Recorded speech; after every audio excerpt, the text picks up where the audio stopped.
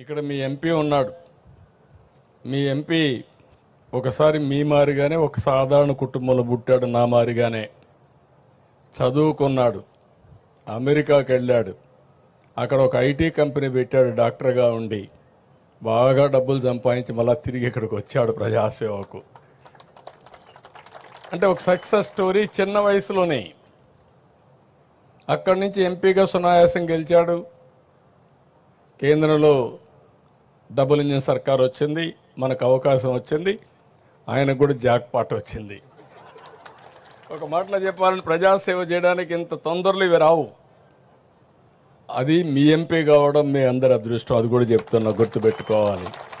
ఇక్కడ మీ MP level హెడ్గా ఉన్నాడు, చేయాలని తపనుంది, డెవలప్మెంట్ చేయాలని తపనుంది, ప్రపంచాన్ని చూశాడు, దేశంలో మంత్రిగా ఉన్నాడు. ఆయనకు కూడా చెప్పా, ఎక్కువ సమయం స్పెండ్ చేయండి.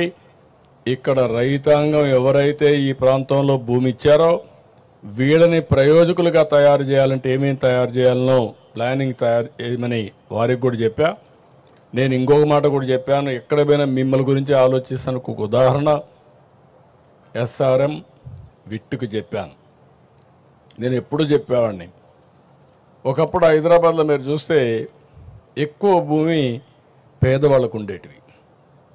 నేను పదే పదే చెప్పేవాడిని, మీరు భూమి అమ్మద్దండి, అమ్మేస్తే తక్కువ ధరపోతుంది, దీని విలువ పెరుగుతుంది, మీరు పెట్టుకోమని చెప్పేవాడిని. కొంతమంది సరే అవసరాలు లేకుండా తెలియనితనం కూడా ఉండి అమ్మేవాళ్ళు.